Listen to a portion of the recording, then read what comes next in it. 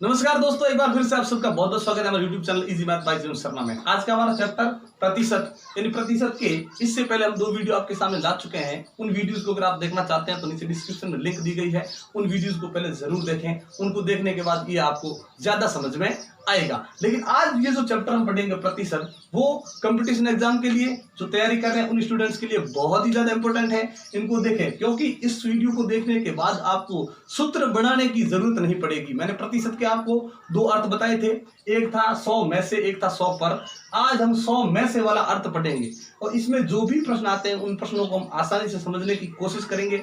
लेकिन आप यदि किताबों में से इसको पढ़ेंगे तो आपको सूत्र रटने पड़ेंगे। लेकिन यहाँ पे आपको मैं एक ऐसा तरीका बताऊंगा जिससे सभी प्रश्नों को आप एक ही तरीके से कर पाएंगे, लेकिन सूत्र आपको याद करने की जरूरत नहीं पड़ेगी। तो मैं आपको ज्यादा समय खर्च नहीं करता हूं, पहले बढ़ता हूं चैप्टर की तरफ और मिलते हैं वीडियो के अंत में।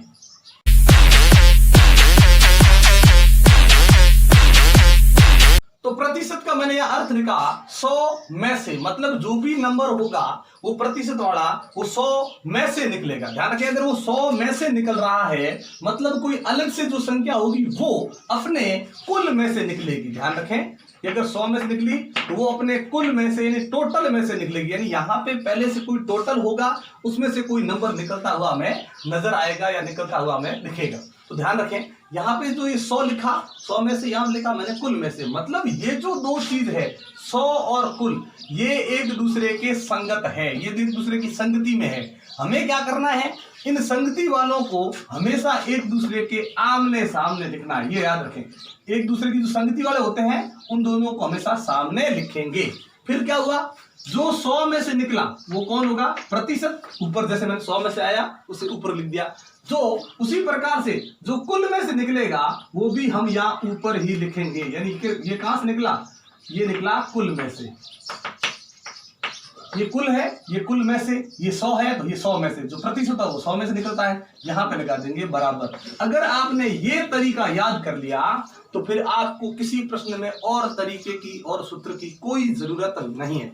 इस एक ही तरीके से हम सब प्रश्न कर सकते हैं। लेकिन थोड़ी सी छोटी सी बात का यहाँ ध्यान जरूर रखें कि यहाँ जैसे 100 में से ये प्रतिशत निकला, ये कुल में से जो संख्या निकलेगी, ये ध्यान रखना है कि ये जो दोनों चीज है ये प्रतिशत में है, ये बिना प्रतिशत की है, लेकिन ये दोनों चीज एक ही होनी चाहिए। ये ध्यान रखें, जैसे ये 100, ये कुल, ये भी कुल है, ये भी कुल है, ये किसका, प्रतिशत का कुल, ये वास्तविक उस प्रश्न में दी गई संख्याओं का कुल है।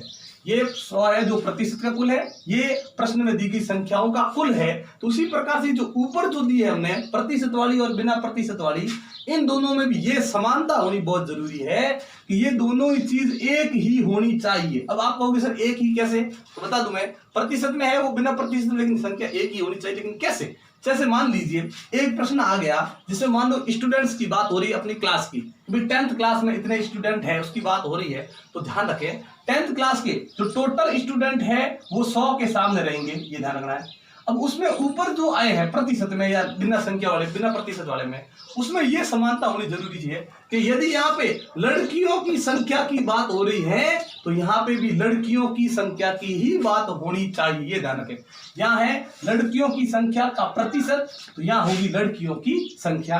अगर यहाँ पे है लड़कों की संख्या का प्रतिशत तो यहाँ होगी लड़कों की संख्या। अगर यहाँ पे है अनुत्तीर्ण विद्यार्थियों का प्रतिशत तो यहाँ होगा अनुत्तीर्ण विद्यार्थियों की संख्या। यहाँ है उत्तीर्ण विद्यार्थियों का प्रतिशत तो वहां होगा उत्तीर्ण विद्यार्थियों की संख्या। अगर यहाँ पे है उपस्थित विद्यार्थियों की प्रतिशत तो वहां होगी उपस्थित विद्यार्थियों की संख्या। तो यही याद रखना है, बाकी हमें कुछ भी याद करने की जरूरत नहीं है। चाहे कैसा भी प्रश्न हो, अगर हमने ये तरीका अपने माइंड में रख लिया तो हम किसी भी प्रकार का प्रश्न कर सकते हैं। यदि उसमें कोई टोटल संख्या की बात है तो ही कर सकेंगे, वरना नहीं कर सकेंगे। चलिए बढ़ते हैं प्रश्न की तरफ, करते हैं अपना पहला प्रश्न। तो पहले प्रश्न में क्या है कि एक कक्षा है उसमें 60 विद्यार्थी है और 15% विद्यार्थी उसमें अनुपस्थित है, स्कूल नहीं आए हैं। तो उन अनुपस्थित विद्यार्थियों की हमें संख्या ज्ञात करनी है। बहुत ही सरल प्रश्न है, यह तो शुरुआती प्रश्न है। इन प्रश्नों को करने से पहले में ये समझना जरूरी है कि इसमें आखिर टोटल की बात हुई है या नहीं हुई, कुल की बात अगर हुई है तो ही हम ये तरीका लेंगे, नहीं तो ये तरीका नहीं होगा, तरीका चेंज हो जाएगा। लेकिन कुल वाले प्रश्नों में यही तरीका बैठेगा, ध्यान रखें। तो देखिए 60 विद्यार्थी है, उसमें से 15 विद्यार्थी नहीं आए, 15% विद्यार्थी नहीं है। सोचिए 60 है, उसी में से जो विद्यार्थी है वो आए नहीं है, 60 में से ही है जो नहीं आए हैं, मतलब ये प्रश्न इसमें बैठेगा। तो हमें करना क्या है, इस प्रकार से इस प्रश्न को जमाने की कोशिश करनी है। तो याद रखना ये है कि अगर यहां से 100 को यदि मैं ऊपर लिख देता हूं तो प्रतिशत नीचे चला जाएगा, ये ध्यान रखें। प्रतिशत ऊपर नीचे 100, यदि 100 ऊपर तो प्रतिशत नीचे। लेकिन ऐसे नहीं करना है कि कुल नीचे आ गया, 100 उसके ऊपर चला गया, ये पहले नहीं करना है, हमें ये समझने की कोशिश करनी है। चलिए मैं लिखता हूं पहले कि जैसे मैं प्रतिशत के वाले नंबर को लिख रहा हूं, मैंने लिखा 15%। अब आपको ये सोचना है कि ये 15% कौन से हैं। ये 15% विद्यार्थी अनुपस्थित है, ये याद रखें। ये स्कूल नहीं आए हैं तो बट्टा में क्या है इसके 100। अगर इसके बट्टा में 100 कौन है, कुल, तो यहाँ पे भी कौन आएगा, कुल। यहाँ पे क्या आएंगे, ये कौन से अनुपस्थित, क्या यहाँ पे भी कौन सा होगा, अनुपस्थित ही आएगा, ये याद रखें। तो ये बट्टा में कुल, तो बताइए 60 क्या है, 60 विद्यार्थी क्या है, कुल है, तो ये कुल यहाँ आ जाएगा। देखिए कुल के सामने कुल। अब देखिए 60 के सामने कौन से, यहाँ अनुपस्थित जो लिखे हुए नहीं है, हम ज्ञात करना है। अब हम इस प्रकार से लिखेंगे, इसको हम ज्ञात करने की कोशिश करेंगे। आपको ज्यादा कुछ करना ही नहीं है, आपको पहले उस भिन्न को देखना है जिसमें दोनों ही संख्या हमें पता है। ये देखिए हमें दोनों ही पता है, जिसमें संख्या दोनों पता नहीं, उसमें क्या करना है आपको, यहाँ पे इसको यहाँ से हटाकर यहाँ ऊपर ले जाके गुणा में रख देना है, ये याद रखें। जो भिन्न अगर दोनों संख्याएं पता है उस संख्या को वैसे रखें। दूसरी तरफ जिसमें संख्या पूरे दोनों दी गई नहीं है, तो नीचे वाली गायब है तो नीचे वाली को ऊपर ले जाएंगे, तो ऊपर वाली अगर गायब होती है तो उसे नीचे ले जाएंगे, फिर उसे सरल करेंगे। ये 60 यहाँ पे लिख दिए, फिर यहाँ सरल किया, 0 से 0 कट गया, ये ध्यान रखना कोई नहीं कट रहा है। 15 को 6 से गुणा कर दिए, 90 बट्टा में कितना हो गया 10। ध्यान रखें ये 6 60 यहाँ पे चले गए, काटना था वो काटा, फिर और कट रहा है तो क्या बचा यहाँ पे 9, और सामने क्या बच गया, प्रश्नवाचक, ये चिन्ह बच गया। चलिए इसकी जगह पे आ गया 9, मतलब ये हुआ कि ये कौन सा है, ये अनुपस्थित, तो ये भी अनुपस्थित ही है। मतलब अनुपस्थित कितने, 9। मतलब यदि प्रतिशत में देखा जाए तो 15% विद्यार्थी स्कूल नहीं आए हैं, लेकिन सही में देखा जाए तो 60 में से कितने नहीं आए, कि 9 विद्यार्थी है वो स्कूल नहीं आए हैं। तो दूसरा प्रश्न है कि मोहन के पास 1250 रुपए थे, उसने 36% रुपए वो खर्च कर दिए किसी सामान को लाने में, लेकिन अब उसके पास कितने रुपए शेष बच गए। अब ध्यान से देखिएगा, समझिएगा कि ये जो मैंने देखा यहाँ पे ये 1250 वो क्या है, वो कुल है, सीधा नजर आ रहा है। ये 36% कौन सा है, ये खर्च है, 36% है वो खर्चा है, ये याद रखें। तो और भी कुछ हो तो बताइए कि ये जो कुल है, लेकिन प्रतिशत के लिए कुल कितना है 100। अब ध्यान से देखिएगा पूछा क्या इसने पूछा कि कितने रुपए शेष बच गए, ये ध्यान रखना है, ये शेष। तो देखिए ये जो शेष जो रुपये बच रहे हैं वो किस में से बच रहे हैं, 1250 में से ही बच रहे हैं। तो यहाँ पे हमने क्या देखा कि ये जो दिए गए हैं वो 100 में से 36 है वो खर्च हो रहे हैं।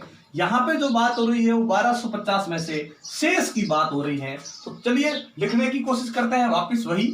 अगर मैं 36 को यहाँ लिखता हूं, ध्यान से देखिएगा, यहाँ मैं 36 को लिखता हूं तो बट्टा में क्या आएगा 100, फिर सामने क्या लिखेंगे, 100 के सामने लिखेंगे 1250, लेकिन 36 क्या है, खर्चा, तो सामने भी क्या आएगा, खर्चा ही आएगा। लेकिन हमें यहाँ क्या पूछा गया है, शेष पूछा गया है, तो यहाँ पे फिर खर्चा तो लिखेंगे नहीं। वैसे करेंगे तो सही होगा, गलत नहीं होगा, लेकिन डायरेक्ट मैं आपको तरीका बताता हूं, ये ध्यान से सुनिएगा।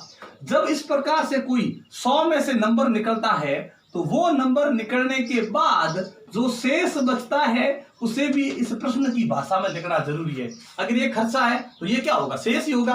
तो ये 36 है तो इसके बाद जो शेष बचेगा वो कितना होगा, 64%। ये बात आप जरूर याद रखें, जब भी आपको प्रतिशत दिया गया हो आप उस प्रतिशत को देखकर दूसरा जो शेष बचता है उस प्रतिशत का भी ध्यान जरूर रखें। जैसे कैसे, अभी हमने जो पहला प्रश्न किया था उसमें मैंने बताया कि 15% कौन से थे, अनुपस्थित। यदि उसके अलावा मैं अगर 85% भी लिख देता तो वो कौन से होते, उपस्थित। फिर हम क्या करते, यहाँ पे जो पूछा गया है उन दोनों में से उसी प्रतिशत को लेते। अब सोचिए हमें क्या पूछा गया है, शेष, तो अब आप ही बताइए 36% को यहाँ लेना है या 64% को यहाँ लेना है। तो हम खुद समझ सकते हैं सर कि शेष जो है वो कुल में से ही निकलेगा।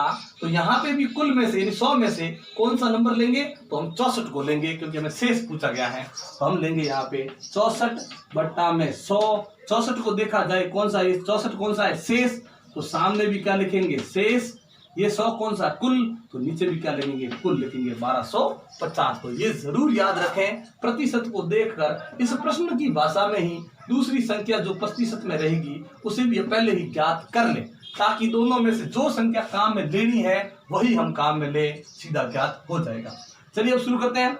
ये 64, ये 100 है ही, बट्टा के नीचे से इस तरफ आ जाएगा। क्यों, कि इसमें दोनों ही संख्या हमें पता है। इसको यहाँ ले जाने की जरूरत क्या है भाई, इसमें एक संख्या पता नहीं है, उसे यहाँ ले आएंगे। ये गुणा में चला जाएगा 1250, फिर काटना शुरू करेंगे, ये 0 कट गया। अब देखिए कोई नहीं कट रहा है। 64 को 125 से गुणा करेंगे, इन दोनों का गुणा करने से यहाँ पे देखो शेष बच गया है। इन दोनों का गुणा है वो हमें मिल गया 8600 बट्टा में कितना है 10। ये एक 0 से एक 0 और कट गया, तो ये बराबर में शेष यहाँ पड़ा है। तो देखिए शेष के सामने क्या बच गया, अब 860 रुपए है, ये शेष के सामने बच चुके हैं। तो अब हम क्या देखते हैं कि शेष जो है वो 860 रुपए है। अगर मैं यहाँ पे 36 को लेता तो यहाँ शेष नहीं, खर्चा ही ज्ञात होता। तो फिर कैसे करते हैं, यहाँ अगर खर्चा ज्ञात हो जाता, जैसे यहाँ खर्चा होता हम इस पूरे टोटल में से खर्चे को निकाल देते, माइनस कर देते, फिर भी शेष बच जाता। लेकिन ये डायरेक्ट तरीका है। तो याद रखें, प्रतिशत में दोनों जो भी संख्या बनती है प्रतिशत की, वो सारी अगर हमें प्रश्न में देखने के बाद पता चल जाए तो पहले वही हमें पता लगानी है, फिर इन प्रश्नों को करना है। चलिए बढ़ते हैं तीसरे प्रश्न की तरफ। तो तीसरा प्रश्न लेते हैं कि एक गौशाला के अंदर 20% गाय तो दूध देती हैं, यदि दूध नहीं देने वाली जो गाय है वो 560 है, तो गौशाला में कुल कितनी गाय हैं। अगर ये प्रश्न में मान लो ये लाइन अभी लिखी हुई नहीं होती तो भी हम समझ जाते कि ये 20% गाय तो है दूध देने वाली, दूध नहीं देने वाली गाय 560। ये केवल वही गाय है जो दूध नहीं देती है। अब ये थोड़ी है कि गौशाला में सारी गाय है वो दूध नहीं देती, तो ये नहीं समझना है दूध नहीं देती मतलब कुल है, नहीं। कुल वो होगी जिसमें दूध देने वाली भी गाय भी होगी और दूध नहीं देने वाली गाय वो भी शामिल ही होगी, तो वो होगी टोटल। मतलब ये भी अब टोटल नहीं है। तो पहले देखिए 20% कौन सी गाय है, ये है गाय जो दूध देती है। तो ध्यान रखें, ये दूध देती है, कितनी देती है 20%। मैंने अभी क्या बताया था आपको कि इस प्रतिशत को देखकर जो दूसरा अन्य जो प्रतिशत बचता है वो भी पहले पता लगा दे। तो ये 20% है तो बचेगा कितना 80%, क्योंकि प्रतिशत का टोटल कितना होता है 100, तो ये 20 तो बच गया 80। अब आपको सर 80 इसमें किसी कहीं पूछा तो नहीं गया है, अरे ये मन से ही करना है आपने कि भाई जब भी प्रतिशत दिया गया हो उसका शेष जो प्रतिशत है वो भी पता लगा ले, क्योंकि प्रतिशत के लिए कुल कितना होता है 100 में से 20 यहाँ आया तो बचा कितना 80, तो उसके लिए भी बता दे। अब क्या लाइन हम लिख सकते हैं प्रश्न के हिसाब से, तो ये अगर दूध देती है मतलब ये दूध नहीं देती है, बस यही ध्यान रखें, दूध नहीं देती है। तो ये दूध नहीं देती, ये दूध देती है, ये अगर कर दे तो ये टोटल बन जाएगी, दूध देने वाली नहीं देने वाली सब। तो अब देखिए और क्या दिया गया है 560, ये कौन सी है, दूध नहीं देती, ये भी दूध नहीं देती, ये प्रश्न में लिखा गया है। ये जो गाय है वो भी दूध नहीं देती है 560। हमें कुल ज्ञात करनी है। अब लिखने का तरीका करते हैं, यहाँ प्रतिशत बट्टा में 100, लेकिन कौन सा आएगा प्रतिशत ये सोचना बहुत जरूरी है। तो देखिए ये 80% दूध नहीं देने वाली, ये 20% दूध देने वाली, ये कुल नहीं है, ये भी कौन सी है, कुल में से ही निकली हुई है। तो ये कौन सी है, दूध नहीं देने वाली। तो अब ये भी दूध अगर नहीं देने वाली है तो यहां से भी दूध नहीं देने वाली का ही चयन करेंगे, इन दोनों का चयन। ये ध्यान रखें, जो समान चीज है ये भी कुल में से निकल रही है, ये भी कुल में से निकली, तो इन समान चीजों का चयन करेंगे। ये नहीं है कि ये दूध देने वाली ले ली या दूध नहीं देने वाली की, तो प्रश्न गलत हो जाएगा, ये ध्यान रखें। इसलिए हमने प्रतिशत में जो दूसरी संख्या बची उसका भी हमने पता लगा लिया है। तो उसको लेंगे 80 बट्टा में हो गया 100, यहाँ है जो कुल सामने आएगा लेकिन कुल प्रश्न में है नहीं। ये 80 कौन सी, दूध नहीं देने वाली, तो ये 560 भी कौन सी, दूध नहीं देने वाली। देखो तरीका वही जो हमने पहले शुरुआत में लिखा था, वही तरीका यहाँ काम में ले रहे हैं। अब क्या करेंगे, इसमें से सरल करने का तरीका देखिए, ये 80/100, अगर मैं यहां से अब देखिए कुल को लेकर नहीं आऊंगा, मैं किसको लेंगे 560 को, ये ऊपर है ना, ये कहां जाएगी ये जाएगी 560 बट्टा के नीचे। अब ध्यान से देखिए नीचे जाएगा। अब देखिए यहाँ पे ये कुल अब थोड़ी अब नीचे ही है तो नीचे ही रहेगा भाई, ऊपर कैसे जाएगा। अब ये उसको वहां से हटा के यहाँ लेकर आए तो वो वहीं पे है और यहाँ पे क्या बच गया 1। लेकिन अब देखिए हमें कुल ज्ञात करना है, 1 बट्टा कुल ज्ञात करना है, हमें तो कुल ज्ञात करना है। तो अब हम कुल को कहाँ लाएंगे, ऊपर। अब ये ध्यान रखना है बस, ये यहाँ से चला गया नीचे क्योंकि ऊपर वाली संख्या पक्षांतर नीचे आती है, तो जो नीचे उसका पक्षांतर थोड़ी किया जो नीचे ऊपर ले जाएंगे, इसीलिए ऐसा रखा। लेकिन अब यदि मैं इसको यदि व्युत्क्रम कर देता हूं, क्योंकि मुझे तो कुल ज्ञात करना है भाई, तो मैंने कुल को अब ऊपर लेकर आऊंगा और जैसे ही अब मैं कुल को ऊपर लेके आऊंगा यहां से भी वही ये ऊपर नीचे हो जाएगा। ये याद रखें, यदि बराबर के उस तरफ यदि भिन्न का हम व्युत्क्रम करते हैं तो ये नहीं है कि उसका व्युत्क्रम कर दिया हो गया, नहीं, दोनों का करना पड़ेगा। तो अब यहां से करेंगे तो ये क्या होगा, नीचे वाले चले जाएंगे ऊपर, जो ऊपर है वो चला जाएगा नीचे। तो ये सरल तरीका है आपका कि एक ही तरीके से हम सभी प्रश्नों को कर सकते हैं। तो चलिए इसका व्युत्क्रम अब किया तो फिर इसका व्युत्क्रम कर देंगे। अब काटना शुरू करेंगे, 0 से 0 कट गया, 8 से 56, 8 के पाड़े से 1 बार, 8 के पाड़े से 7 बार, बट्टा के नीचे 1 का कोई मतलब नहीं, 7 को इससे गुणा कर दिया 100 से, ये हो गया 700। यानी गौशाला के अंदर कुल जो गायें हैं वो कितनी है, 700 गायें है। ये अपना एक प्रश्न और हो गया। चौथा प्रश्न करते हैं कि रामदीन ने अपने धन में से 40% पत्नी को, 40% जो धन था उस पत्नी को दे दिया, 25% अपने पुत्र को दे दिया, 20% अपने पुत्री को दे दिया और फिर जो शेष बचा उसे बैंक में है वो जमा कर लिया है उसने। यदि उसने बैंक में 45,000 रुपए जमा किए तो उसके पास कुल कितना धन था। तो चलिए अब यहाँ पे कुल की बात हो रही है लेकिन कुल प्रश्न में दिया गया नहीं है। सबसे पहले उसने क्या किया कि अपनी पत्नी को धन दे दिया। पत्नी को कितना दिया, 40%, ध्यान रखें। फिर पुत्र को दे दिया 25%, फिर उसने पुत्री को दे दिया कितना, 20%। फिर कहा कि देने के बाद अब शेष, तो यहाँ पे भी हम क्या करेंगे, शेष ही करेंगे, क्योंकि अब जो वो धन दे रहा है प्रतिशत में दिया गया ना, तो ये जो प्रतिशत में दे रहा है मतलब वो 100 में से दे रहा है। दो ध्यान रखें, प्रतिशत है मतलब किस में से दे रहा है, 100 में से। मतलब मान लीजिए कि ये जो रामदीन है उसके पास 100 रुपए ही थे, क्योंकि ये जो प्रतिशत में दे रहा है वो 100 में से है, तो 100 में से इसको दे दिए 40, बचा क्या 60। फिर 100 में से 25 इसको दे दी, मतलब अब 60 में से दिया, 100 में से दे रहा है वो, सबको 100 में से बांट रहा है। तो 100 में से यहाँ 40 मिले इसको, 25 इसको मिले, 20 इसको मिले, तो टोटल उसने दे दिए कितने, यहाँ पे टोटल देगी, टोटल इसने कितने दे दिए, 85%। 85% है वो दे दिए है। तो अब उसके पास बचेगा कितना, 15%। तो ये प्रश्न में दिया हुआ नहीं है, ये हमें पता लगाना है, ध्यान रखिए सबसे पहले। तो ये हो गया शेष। अब आगे देखिए ये शेष कौन सा, ये अब बैंक में जाएगा 15%। अब आगे देखिए उसने बैंक में उसने कितने दे दिए, 45,000 रुपए। तो क्या ये कुल है, नहीं, ये कुल नहीं है, ये वो रुपए है जो बैंक में दिए। अब देखते हैं अगर ये कुल नहीं है, तो मैंने बताया जो कुल नहीं है तो वो क्या है, कुल में से निकला, और जो कुल में से निकला हुआ है उसका प्रतिशत के अंदर भी संगति बैठनी बहुत जरूरी है। देखिए इसके साथ संगति बैठेगी, नहीं बैठेगी, क्योंकि ये बैंक वाले रुपए हैं और ये पत्नी को दिए गए हैं, तो इन दोनों की कोई संगति नहीं।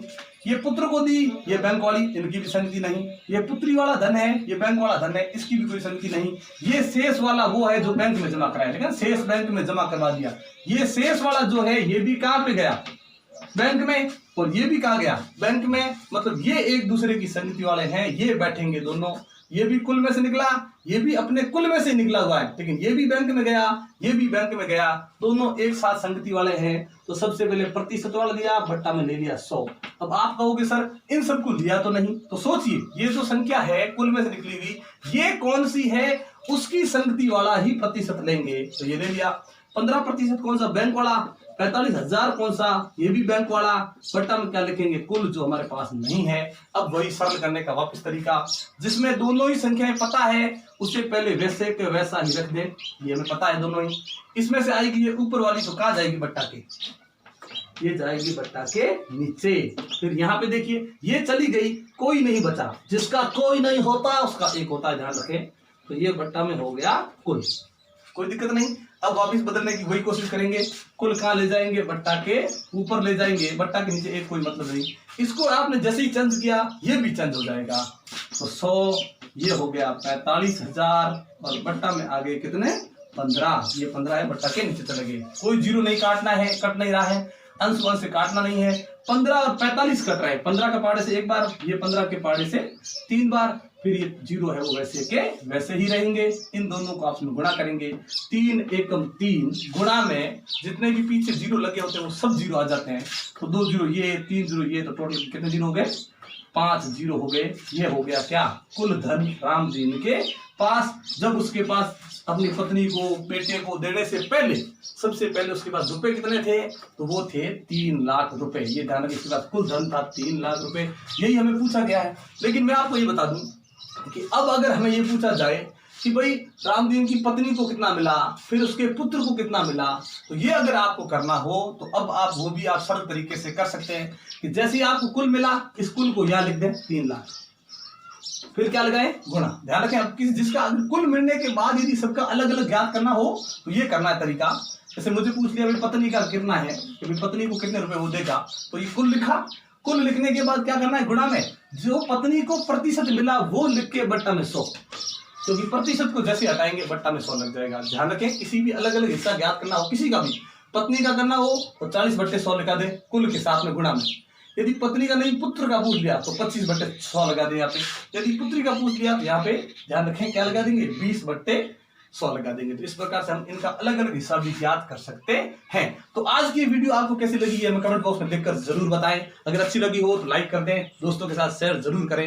एक बार आप सबका बहुत बहुत धन्यवाद हमारे चैनल को सब्सक्राइब करने के लिए और हमारे वीडियोस को लगातार देखने के लिए। लेकिन अगर आप हमारे वीडियो पर या चैनल पर नए हैं तो प्लीज हमारे चैनल को सब्सक्राइब कर लें और बेल आइकन जरूर दबाएं, ताकि जब भी हम आपके लिए नई वीडियो लेकर आए नोटिफिकेशन आपको मिलती रहे। तो देखते रहे हमारी वीडियोस और जुड़े रहे हमारे साथ। तब तक के लिए नमस्कार, जय हिंद, जय भारत।